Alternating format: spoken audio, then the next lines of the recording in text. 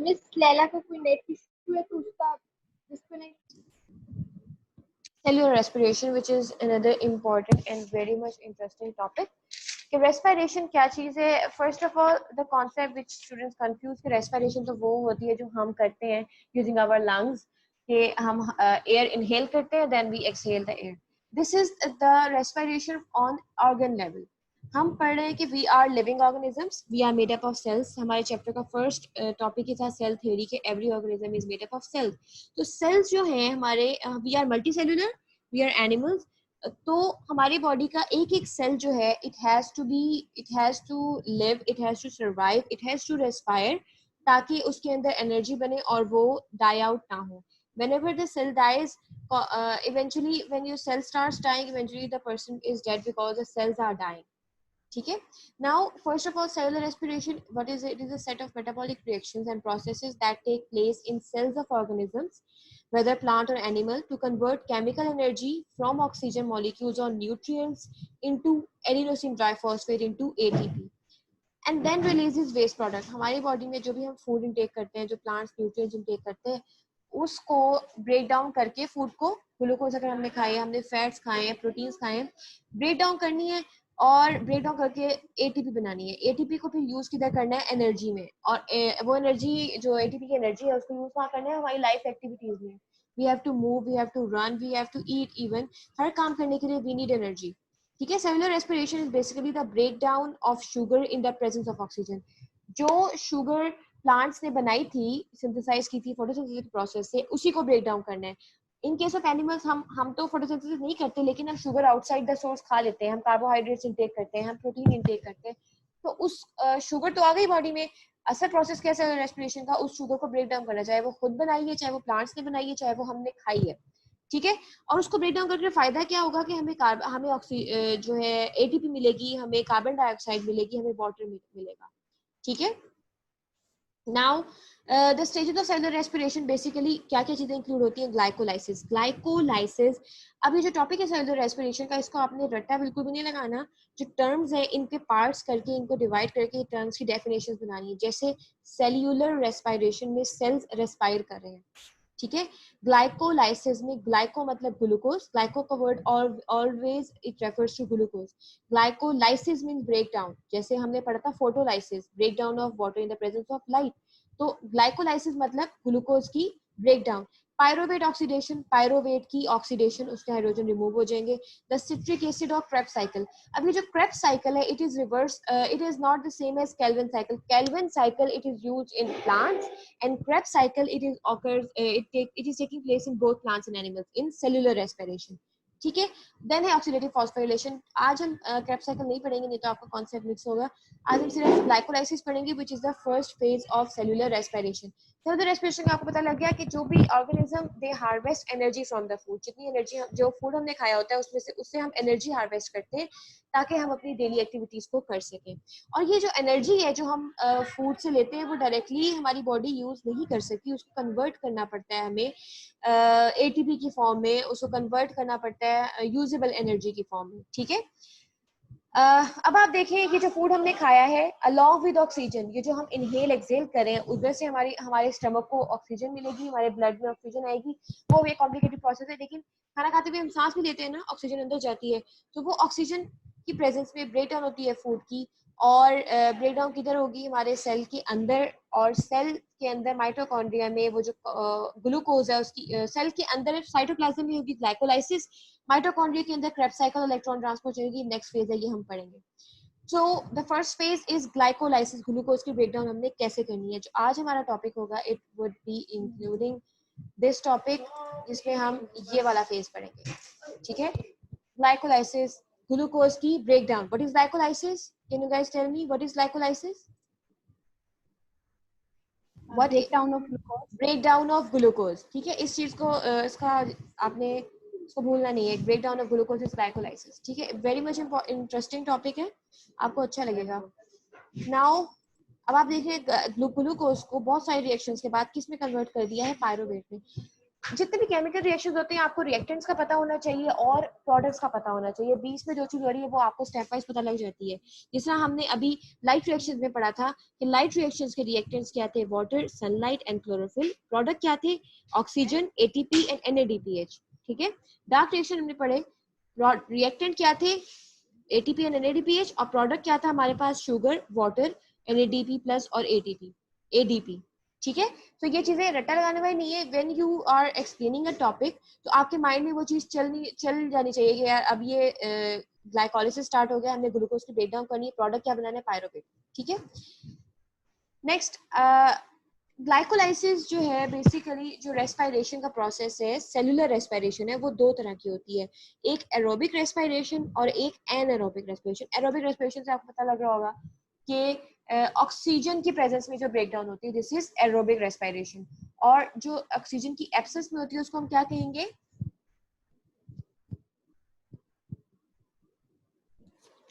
Anaerobic respiration. Oxygen की absence में जो ब्रेकडाउन होगी उसको हम क्या कहेंगे, means anaerobic respiration. Anaerobic respiration. और एक और इम्पोर्टेंट चीज कि ग्लाइकोलाइसिस हमेशा सेल के साइटोप्लाज्म में होगी। यहाँ पे नजर आ रहा है माइटोकॉन्ड्रिया से बाहर हो रही है, लॉजिकली ये देखें ना, माइटोकॉन्ड्रिया के अंदर नहीं हो रहा। ये दो प्रोसेस हम कर पड़ेंगे, लेकिन जो ग्लाइकोलाइसिस है, ग्लाइकोलाइसिस भी इसको कहते हैं, ये कहाँ होती है, take place in cytoplasm.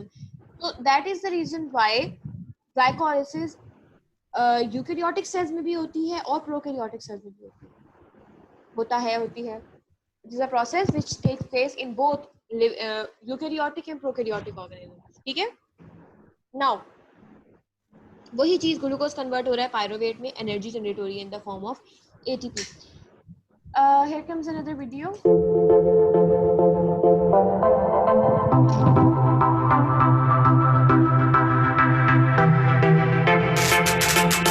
Processing bacteria, animals, and plants in both the autotrophs and the heterotrophic cells use oxygen to turn your food into ATP.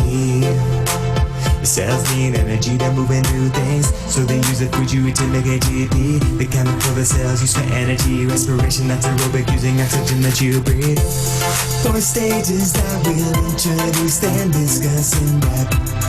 First stage, cells break down glucose through glycolysis. Next, pyruvate oxidation, then citric acid cycle, then it is with oxidated phosphorylation. In your body, cells turn food to energy. Glucose from the food you ate, oxygen you breathe in, ATP energy. Release carbon dioxide when you breathe, creates water when complete. 3 products total with ATP energy. C6H12O6 plus 6O2 forms into 6CO2 plus 6H2O plus energy as ATP. Whoa! First step, glycolysis in the cytoplasm. Glucose is sugar that's made of 6 pyruvates converted to 2 molecules of pyruvate. ATP is made, NAD plus converted to NADH. It's pyruvate in the mitochondrial matrix into a... Okay, तो पता लगा कि glycolysis में हमारे पास glucose की breakdown हो रही है और हमारे पास बनेगा क्या, ग्लूकोज की ब्रेकडाउन अगर ऑक्सीजन की प्रेजेंस में हो रही है तो हमारे पास एनर्जी जो रिलीज होगी that will be captured in the form of ATP. Glucose 6 oxygen की प्रेजेंस में प्रोडक्ट क्या है, carbon dioxide and water. Carbon dioxide and water अगर प्रोड्यूस हो रहा है इसका मतलब है कि कंप्लीट ब्रेकडाउन ऑफ ग्लूकोज हो गई है हमारे पास। ठीक है। बीच में कोई पायरुविक एसिड, कोई लैक्टिक एसिड नहीं बना, कंप्लीट ब्रेकडाउन ग्लूकोज का मतलब है। अभी इफ यू गाइस रिमेंबर, अभी हमने जो फोटोसिंथेसिस का प्रोसेस पढ़ा है, इसके अंदर हमारे पास क्या चीज है, ठीक है, हमने यही कार्बन डाइऑक्साइड में एडअप किया था, यही वाटर था, और हमने सनलाइट, क्लोरोफिल की वजह से यही चीजें बनाई थी, है ना, ग्लूकोज और ऑक्सीजन। तो photosynthesis and cellular respiration, they are exact reverse of each other. तो अगर कार्बन डाइऑक्साइड और वाटर बन रहा है इसका मतलब है कि कंप्लीट ब्रेकडाउन हो गई है और ये एरोबिक रेस्पिरेशन है। सही। अब आप यहाँ देखें, अगर इनकम्प्लीट ब्रेकडाउन ऑफ ग्लूकोज हो कि ग्लूकोज जो है ब्रेकडाउन हो रही है, इसकी कार्बन डाइऑक्साइड में नहीं हो रही और कोई बीच का इंटरमीडिएट प्रोडक्ट बन गया, पायरुवेट तो बनता है, उसके बाद कार्बन डाइऑक्साइड बननी चाहिए, कार्बन डाइऑक्साइड के साथ वाटर भी रिलीज होना चाहिए, वाटर रिलीज नहीं होता लेकिन एसिडल्डिहाइड या एथेनॉल बन जाता है, तो ये इनकम्प्लीट ऑक्सीडेशन है और इसको हम एनारोबिक रेस्पिरेशन कहते हैं। यहाँ पे आप देख रहे हैं ऑक्सीजन नहीं है, इसको भी अभी हम डिटेल में पढ़ेंगे। Then another form of anaerobic respiration के दो टाइप्स हैं कि जब ऑक्सीजन की प्रेजेंस नहीं होती, oxygen is absent in the medium कहीं पे भी, चाहे हमारे मसल सेल्स में अगर हम बहुत ज़्यादा भाग रहे होते हैं तो हमारे सेल्स में अगर हम एक्सरसाइज कर ले 1-2 दिन और तीसरे दिन ना करें तो हमारे हमें हम उर्दू में वर्ड यूज करते हैं खलियां पड़ जाती हैं in our thigh muscles and in our hands as well, अगर हमने ओवर वर्कआउट किया है। वजह क्या होती है कि हमारे मसल्स को ऑक्सीजन चाहिए, एनर्जी चाहिए होती है in the form of ATP, उतना ग्लूकोज हमने इंटेक नहीं किया, ग्लूकोज तो होता है लेकिन ऑक्सीजन प्रोवाइडेड नहीं होती क्योंकि हम तेज तेज काम कर रहे होते हैं। That is the reason pyruvate जो है कंप्लीटली कार्बन डाइऑक्साइड और वाटर में ब्रेक डाउन नहीं हो सकता, वो एक बीच का इंटरमीडिएट बना लेता है which is known as ethanol. इसको हम कहते हैं अल्कोहलिक फर्मेंटेशन। फर्मेंटेशन या anaerobic respiration are the same term, ठीक है। फर्मेंटेशन में भी ऑक्सीजन नहीं होती और एनारोबिक रेस्पिरेशन में भी ऑक्सीजन नहीं होती। यहाँ पे आप देखें, अगर the type of fermentation, the type of anaerobic respiration जिसमें ग्लूकोज की ब्रेकडाउन होती है, एटीपी तो प्रोड्यूस होता है लेकिन पायरोवेट बनने के बाद कार्बन डाइऑक्साइड या वाटर नहीं बनता, एक और इंटरमीडिएट प्रोडक्ट बन जाता है विच इज लैक्टेट। हम उसको कहते हैं लैक्टिक एसिड फर्मेंटेशन, जो कि हम लोग के मसल्स में होती है। और अल्कोहलिक फर्मेंटेशन कहाँ होती है? जब हम अल्कोहल फॉर्मेशन करते हैं, जो ब्रूइंग इंडस्ट्री में अल्कोहल बनता है, ठीक है। So that is about anaerobic respiration। छोटा सा टॉपिक था आपकी बुक का। let me take it। हाँ, यहाँ पे बना हुआ है कि आपके जो अल्कोहलिक फर्मेंटेशन है, पेज नंबर 106 पे देखें कि ग्लूकोज का मॉलिक्यूल C6H12 इसमें 2 NADH भी ऐड किया हुआ है, ये हम अब ऐड कर लेते हैं ना। इधर भी आप देखें अल्कोहलिक फर्मेंटेशन में हमारे पास NAD 2 NAD प्लस है और प्रोडक्ट में हमारे पास क्या बन रहा है? एथेनॉल C3H4O3 प्लस 2 NADH भी हमारे पास बन रहा है और 2 हाइड्रोजन आइंस भी बन रहे हैं जो यहाँ से रिलीज हुए हैं, ठीक है। अगर और साथ में अगर हम काउंट करें ये लैक्टिक एसिड फर्मेंटेशन में क्या हो रहा है,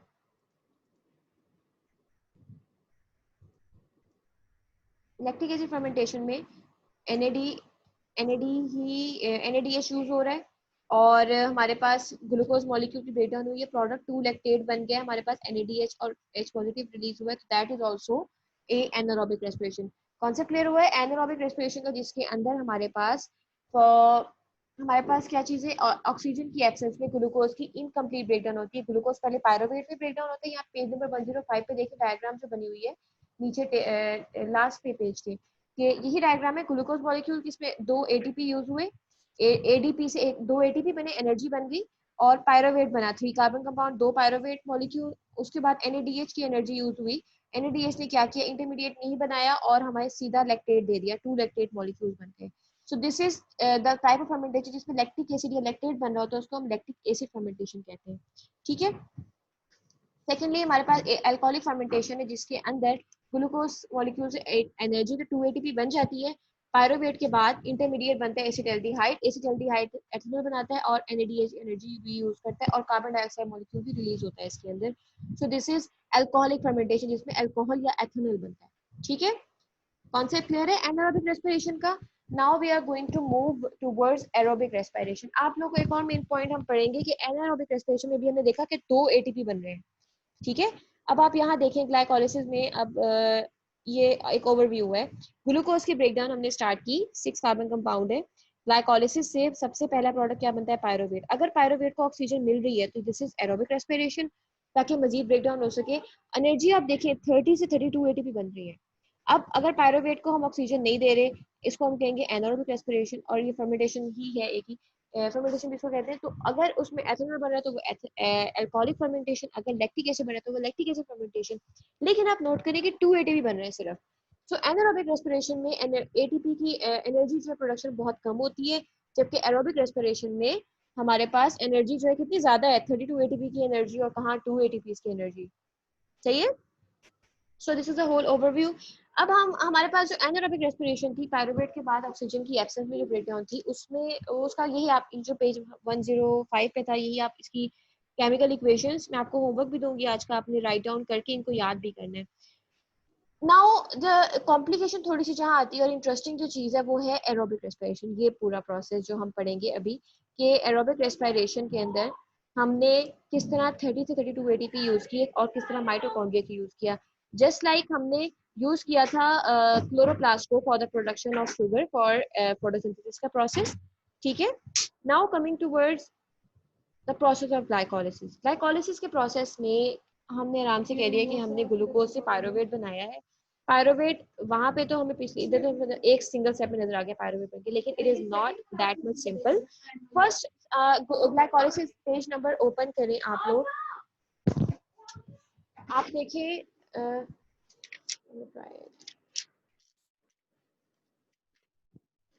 पेज नंबर ओपन करें 106 पे, मैकेनिज्म ऑफ एरोबिक रेस्पिरेशन में। एरोबिक रेस्पिरेशन में क्या हो रहा है यहाँ पे? Glycolysis basically it is a process of breakdown of glucose simply, जिसके अंदर ज्यादा से ज्यादा एनर्जी रिलीज होती है एटीपी, और एंजाइमेटिक रिएक्शन में बहुत सारे एंजाइम यूज होते हैं इस पूरे प्रोसेस के अंदर, ठीक है। और एनएडीपीएच भी प्रोड्यूस होता है। हमारे पास दो फेजेस है, प्रिपरेटरी फेज और दूसरा हमारे पास कौन सा फेज है? पे ऑफ या ऑक्सीडेटिव फेज। लेकिन oh that slide is missed I guess.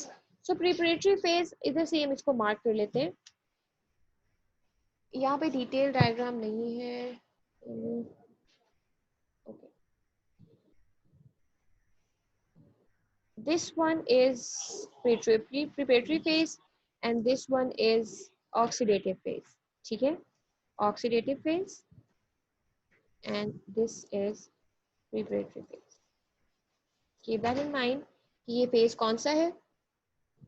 Now first phase में हमारे पास क्या होगा? Different enzyme. प्रिपरेटरी फेज के अंदर हम प्रिपरेशन कर रहे होंगे कि हम ऑक्सीडेटिव, इन्वेस्टमेंट फेज होगा हम 2 एटीपीज यूज करेंगे, एंड देन जो ऑक्सीडेटिव फेज होगा हम उसमें अपने एटीपी 4 एटीपी प्रोड्यूस करेंगे, 2 एटीपी वापस पे ऑफ कर देंगे, तो उसको ऑक्सीडेटिव फेज कहते हैं। इसके डिफरेंट स्टेप्स हैं, ये भी हम स्टडी करेंगे। और मीनवाइल आप लोग जो है इस प्रोसेस को समझने के लिए just look at the video, और मैं आपको आपके बुक की जो डायग्राम है इससे भी फिर एक्सप्लेन करूँगी। Okay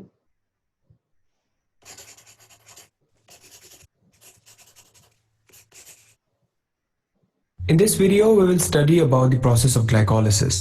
The word glycolysis is made up of two words. The word glyco means glucose and the word lysis means breakdown. The glycolysis is a metabolic pathway that involves systematic breakdown of glucose to produce energy. And the glycolysis takes place in the cytosol of the cells. First, we will have an overview about this process and then we will study about the various reactions involved. In glycolysis, one molecule of glucose, which is a 6-carbon compound, is broken down into 2 molecules of pyruvate, which is a 3-carbon compound. And in this conversion, energy is released in the form of ATP and NADH. The pyruvate formed is further utilized in various energy producing. यहाँ देखिए glucose basically 6 carbon compound है, तो 3 carbon compound अगर बनेंगे तो obviously वो 2 बनेंगे, ठीक है, एक ग्लूकोज से 2 पायरोवेट। अब मीनवाइल हमारे पास क्या क्या चीज प्रोड्यूस हो रही है? एटीपी और pathways that produces more energy. The process of glycolysis takes place in 2 phases. In the first phase, the glucose is first converted into 2 molecules of glyceraldehyde 3-phosphate. Since this conversion involves addition of phosphate, the first phase actually uses energy instead of producing it. In the second phase, the glyceraldehyde 3-phosphate is converted into pyruvate, and it is in the second phase energy is actually produced. देखेंगे किस तरह glucose से, अभी हमने Calvin cycle में पढ़ा कि जो हमारा इंटरमीडिएट प्रोडक्ट था ग्लिसरल्डिहाइड 3-फॉस्फेट था, if you guys remember. So glucose के पास C6H12O6 है, फॉस्फेट नहीं है। जो ग्लिसरल्डिहाइड 3-फॉस्फेट को फॉस्फेट चाहिए, 3 कार्बन के बाद फॉस्फेट अटैच होने, तो वो फॉस्फेट कहाँ से आएगा? हम एटीपी यूज करेंगे, उसको ब्रेक डाउन करके फॉस्फेट अलग कर देंगे और एडीपी अलग कर देंगे, एडिनोसिन डाइफॉस्फेट। वो वाला जो फॉस्फेट रिलीज होगा एटीपी की फॉर्म में, उसको हम अटैच कर देंगे अपने ग्लिसरल्डिहाइड 3-फॉस्फेट की फॉर्मेशन में। सेकंड फेज कहाँ स्टार्ट होगा? इसी से सेकंड फेज स्टार्ट हो गया। और जैसे आप लोग कंसीडर करें कि आपका फर्स्ट फेज होता है ब्रेक से पहले, तो ब्रेक से पहले तक आप जितने भी लेक्चर्स आर्ट्स के लेक्चर होते हैं, तो सेकंड फेज ब्रेक के फौरन बाद स्टार्ट हो जाता है। इसी तरह सेकंड फेज में ग्लिसरल्डिहाइड 3-फॉस्फेट यूज होगा और जो एनर्जी जो एटीपी हमने यूज की थी वो वापस पे ऑफ हो जाएगी। हम एडीपी को फॉस्फेट से मिला के एटीपी बना देंगे और pyruvate formation which is the ultimate product. Now let's look at the various reactions involved in the glycolysis. So it all begins with a molecule of glucose that enters the cytosol. And the first reaction that takes place is conversion of glucose to glucose 6-phosphate. The enzyme that catalyzes this reaction is called hexokinase. The word hexo means 6, denoting the 6 carbon compound glucose, and the kinases are a group of enzymes that catalyze the phosphorylation reactions. So the enzyme hexokinase transfers a molecule of phosphate from ATP to glucose and converts glucose to glucose 6-phosphate. In this reaction, ATP is converted into a molecule of ADP. Hence, it utilizes one molecule of ATP. Next, the glucose 6-phosphate is converted into its isomer, the fructose 6-phosphate, by the enzyme isomerase. This is a simple rearrangement reaction. आप लोगों को enzymes याद है, हमने kinase भी पढ़े थे, जहाँ पे भी आपने फॉस्फोरिलेशन करनी होगी काइनेज एंजाइम होगा. हेक्सोकाइनेज क्यों कहते हैं कि glucose is a 6 carbon compound और उसको फॉस्फेट अटैच करते, that is the hexokinase. Glucose and fructose they are isomers. आपने वो असाइनमेंट में बनाई थी. ग्लूकोज 6, फ्रुक्टोज जो है 5 कार्बन रिंग होता है और ग्लूकोज जो है वो 6 कार्बन है, लेकिन होते 6 कार्बन ही है दोनों में, एक carbon out of the ring होता है फ्रुक्टोज में. तो आइसोमेरेज एंजाइम आइसोमर बना देगा. ठीक है, आइसोमर क्या बनाएगा? ग्लूकोज 6-phosphate से fructose 6-phosphate. The next step, the fructose 6-phosphate is converted to fructose 1,6-bisphosphate. That is addition of another phosphate group at the first carbon of the fructose ring. This reaction is catalyzed by the enzyme phosphofructokinase, another kinase enzyme which transfers a group of phosphate. यहाँ देखें कि fructose 6-phosphate का मतलब क्या है कि carbon number 6 पे phosphate attach है. अब हमने इसको फ्रुक्टोज 1,6-bisphosphate बनाना है. बिस मतलब 2, एक फॉस्फेट अटैच कर देंगे 1 पे, 1 कार्बन, और एक 6 पे. और एंजाइम कौन सा यूज हो रहा है? Again kinase enzyme phosphofructokinase. और फॉस्फेट कहाँ से आएगा? एटीपी को कन्वर्ट करेंगे एडीपी और from ATP to fructose 6-phosphate, and again ATP is converted into ADP. Hence, another ATP is utilized in the reaction. Next, the fructose 1,6-bisphosphate is split into two molecules, the glyceraldehyde 3-phosphate and dihydroxyacetone phosphate. These both are 3 carbon compounds, and the enzyme that catalyzes this reaction is called aldolase. These all reactions compose the first phase of the glycolysis, and as you can see, energy is actually utilized in this process in the form of 2 ATPs. The two compounds glyceraldehyde 3-phosphate and dihydroxyacetone phosphate are actually isomers. जैसे ग्लिसरॉल्डेहाइड 3-phosphate और डाइहाइड्रोक्सीएसीटोन phosphate formation हो गई है, तो हमारा first phase of glycolysis complete हो गया. अब सेकंड फेज स्टार्ट हो गया, जिसमें हम एटीपी, हमने ऊपर आपने देखा है हमने यूज किया था काइनेज एंजाइम से. अब हम सेकंड फेज स्टार्ट करेंगे, व्हिच इज ऑक्सीडेटिव फेज. तो हम इसकी स्टडी करेंगे. And can be interconverted into each other by the enzyme isomerase. But since the glyceraldehyde 3-phosphate is further utilized in the process of glycolysis, the equilibrium of this isomerization reaction is always towards the glyceraldehyde 3-phosphate. Also keep in mind that every molecule of glucose is split into 2 molecules, so every reaction of the second phase happens twice and produces twice the products. In the next इस line का मतलब क्या हुआ कि ये दो चीजें बनी हैं, ग्लिसरॉल्डेहाइड 3-phosphate और डाइहाइड्रोक्सीएसीटोन फॉस्फेट में. जो ग्लिसरॉल्डेहाइड 3-phosphate है ये फर्दर रिएक्शन करेगा, पायरुवेट बनाएगा, जबकि डाइहाइड्रोक्सीएसीटोन फॉस्फेट वो कोई रिएक्शन नहीं करता. पहले उसको कन्वर्ट होना पड़ता है ग्लिसरॉल्डेहाइड 3-phosphate में और फिर वो रिएक्शन करता है. दैट इज द रीजन पहले G3P अपना रिएक्शन करेगा, फिर ये इसमें कन्वर्ट होगा G3P में, फिर रिएक्शन करेगा. तो एक दफा जब ग्लाइकोलाइसिस होगी तो 2 दफा सेकंड फेज होगा. ठीक है. reaction, the glyceraldehyde 3-phosphate is converted to 1,3-bisphosphoglycerate. This involves addition of a phosphate group at the first position of the phosphoglycerate. The enzyme that catalyzes this reaction is the glyceraldehyde 3-phosphate dehydrogenase. And in this reaction, nicotinamide adenine dinucleotide, which is the coenzyme, is reduced to NADH, which is further utilized in the electron transport chain to produce more energy. Also, this reaction utilizes a molecule of inorganic phosphate. The one यहाँ पे आप देखें ग्लिसरॉल्डेहाइड 3-phosphate था, उसको हमने क्या किसमें convert कर दिया? ग्लिसरॉल्डे 1,3-bisphosphoglycerate के कार्बन 3 पे अटैच था फॉस्फेट, अब 1 पे भी अटैच कर दिया और 3 पे भी. NAD से को रिड्यूस करके हमने NADH बनाया, ग्लिसरॉल्डेहाइड से H रिमूव किया था, तभी हमने फॉस्फेट अटैच किया.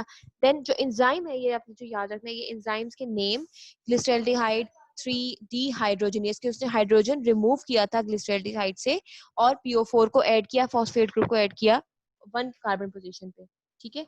Second 3 bis-phosphoglycerate is converted to 3-phosphoglycerate by the enzyme phosphoglycerate kinase. This kinase enzyme transfers the phosphate group at the first position of phosphoglycerate to adenosine diphosphate.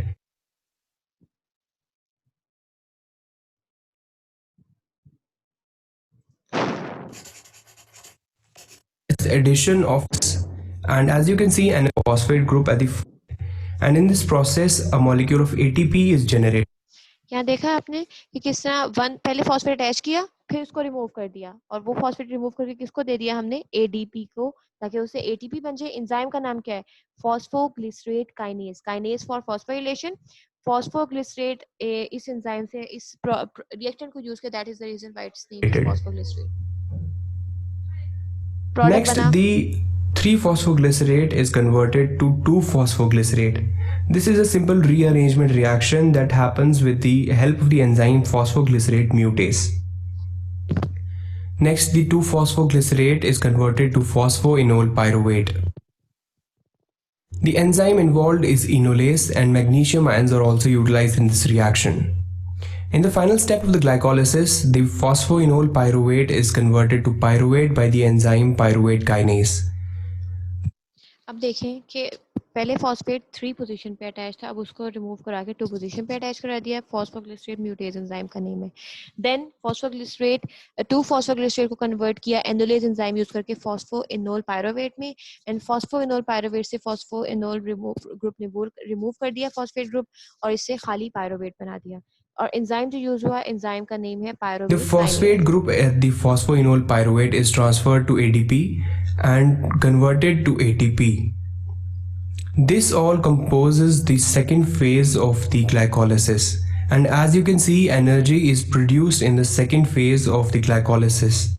Now let's first look at the net reaction of glycolysis, and then we will understand it in brief.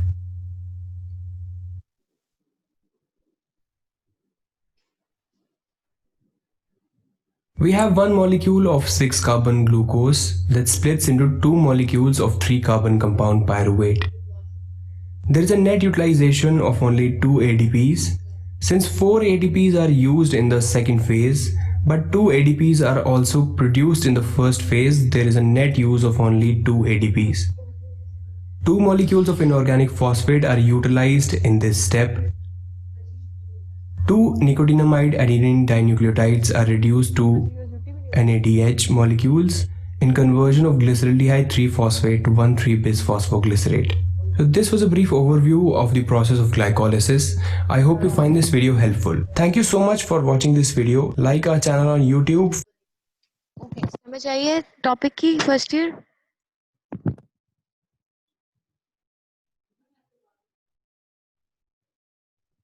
Ji सिमरीन, Ayesha, Qurratulain, topic समझ आया है आप लोगों को? Miss आपकी आवाज clear नहीं आ रही। मैं पूछ रही हूँ टॉपिक समझ आया है अच्छी तरह से ग्लाइकोलिसिस का? Yes ma'am. ग्लाइकोलिसिस के 2 phases, preparatory phase, oxidative phase, और उसका हर स्टेप के जो एंजाइम है, अकॉर्डिंग टू ये बुक की वीडियो बहुत मुश्किल से सर्च की, तो एंजाइम्स जो है ये सारे आपने बिल्कुल यही वाले ये याद रखना किस स्टेप में कौन सा एंजाइम यूज हो रहा है, ठीक है। स्टेप वाइज आपने इसको याद रखना है, और ये लॉन्ग क्वेश्चन भी बहुत दफा आता है। इसका एक सॉन्ग अभी रहता है, ये हम कल के लेक्चर से पहले देखेंगे ग्लाइकोलिसिस को रिवाइज करने के लिए, ठीक है। Any question up till now?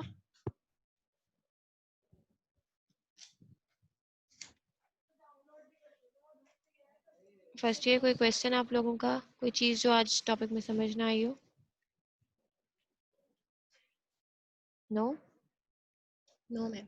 Okay, अच्छा होमवर्क मैं आपको सेंड कर देती हूँ अभी, आपने लिख के देखना सब चीजें। ओके, अल्लाह हाफिज। Okay ma'am. अल्लाह हाफिज मैम। अल्लाह हाफिज। अल्लाह हाफिज मैम। अल्लाह हाफिज।